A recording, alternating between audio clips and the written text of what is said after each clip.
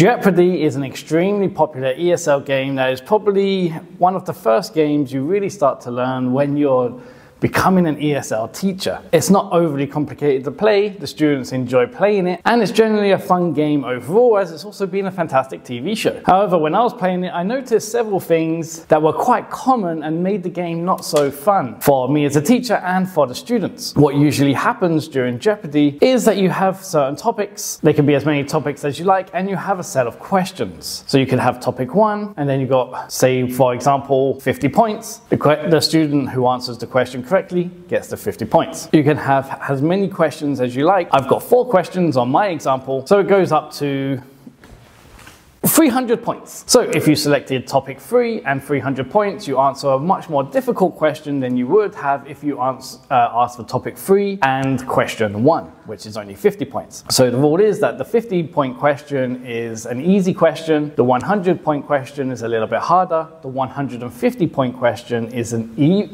even harder, and the 300-point question is the hardest question from that topic. So pretty straightforward, and the students understand this, so it doesn't really take too much explanation, and you can have a lot of fun playing it. When I started playing this game, it would always be, I would set up the game, and I would have my 2 teams, or you could even play it with 3 or 4 teams if you wanted to, and you ask who wants to go first, you accept the first kid who wants to play first, and they will say, like, topic 1, 300 points.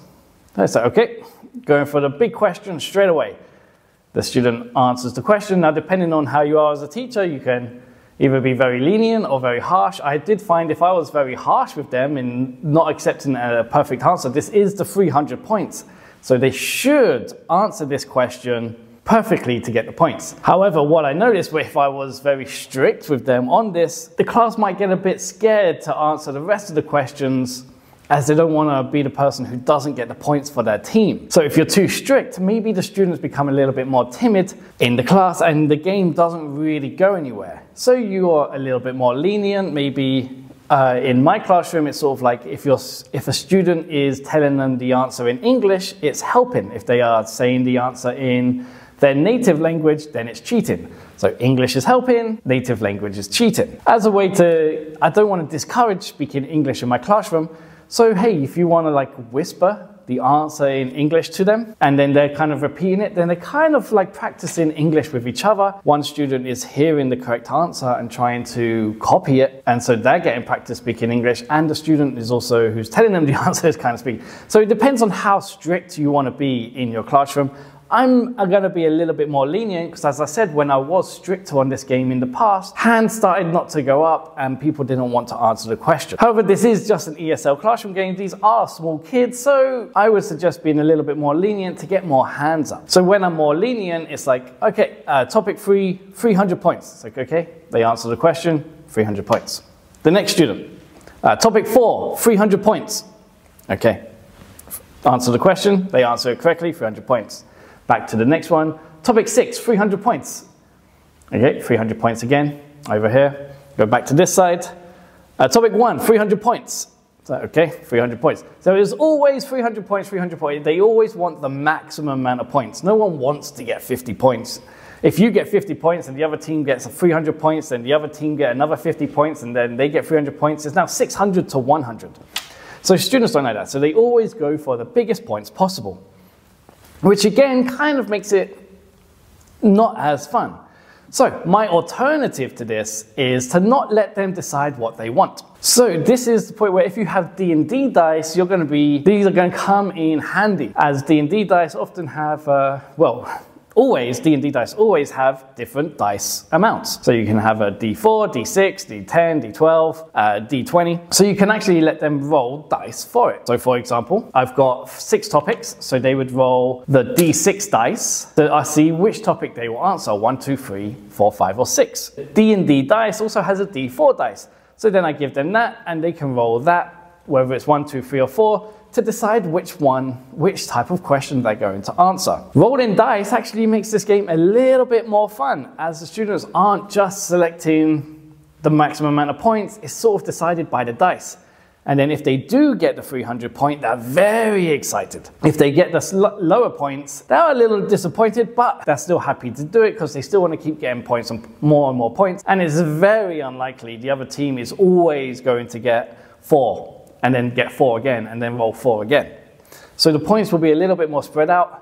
Students enjoy rolling the different type of dice because quite often they haven't seen D&D dice before, and it can make the game a little bit more interesting, and they're not always going for the maximum amount of points they can get. Now, of course, if you don't have dice, then I have my other alternative, which I always recommend, is just to use paper. So first, they can select a piece of paper that has 1 to 6 on it, so they can get topic 2. And now that they have a choice of between 1, 2, 3, or 4. So they select another piece of paper that has 1, 2, 3, or 4 on it to decide which question they will answer. And I've happened to put out the max. I've happened to put out 4. So that would be the hardest question in topic 2. They get that correct, they get the 300 points. The next team comes up, they can select one, topic 1. So now they have the chance to get the 4th one again. Obviously, the students don't know which numbers they're on as it's underneath the paper. So as they select their next piece of paper, question 3, so for 200 points. And obviously if they select one that has already been done, so if they selected topic 2 again, with question 4 again, you can just say, oh, you got to choose again. And you can let them choose all over again to give them the opportunity to get the 300 point question. Or you can just let them say, oh, you can't have number 4, you can only have 1, 2, or 3, and that's what it's going to be. Completely up to your choice as a teacher.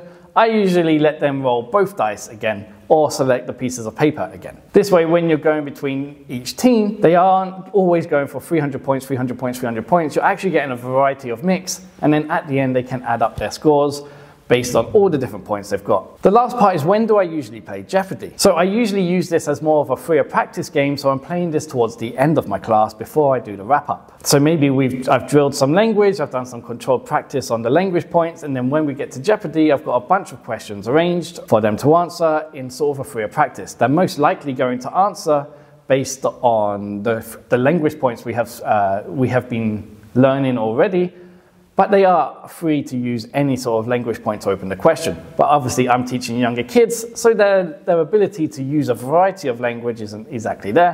However, if you're playing this with older students, they will be able to use a lot of a language to answer these questions, and could be encouraged more if you're doing this. You could say, hey, for an extra 10 points, if you answer this question without the language point we have been studying, you get an extra 10 points as an alternative. Obviously, you don't have to. If you just want them to keep practicing the language point you've already been teaching in the lesson, then you can answer. They can use a freer range of answers, but based on the language point that you have already taught them. So yes, I use this as a freer practice lesson, not really as a controlled practice. However, it can be used as a controlled practice, as it could still be, you could have 4 topics and 6 questions or 6 sort of words, and that is how you would drill it. So if they happen to roll topic 4 and then roll a 6, they would then have to sort of repeat that 6 times to get 6 points. If they rolled a 2 and then a 2, they would have to repeat that language point 2 times and they get 2 points. And you can go that way as sort of like a controlled or drill game. So Jeopardy has a variety of uses and works fantastic in sort of all forms during the lesson, whether it be controlled or freer practice. Anyway, I hope this alternative has helped you. I do believe that the best way to learn and grow as a teacher is to learn how other teachers play games, and every teacher plays games slightly differently. And I would love to know the alternative ways that you guys play Jeopardy so that I can introduce that to my classroom as well. As even if you're playing the same game but slightly differently, it can be very exciting for the class as it's a new spin on the game, which makes teaching it a lot more fun and a lot more fun for the students, as they do enjoy having games they understand how to play, but played slightly differently to make it more interesting. But anyway, I hope all your lessons are going well. If this video has brought you any sort of useful information, which I hope it has, please like and subscribe. But anyway, as we say in China, bye-bye.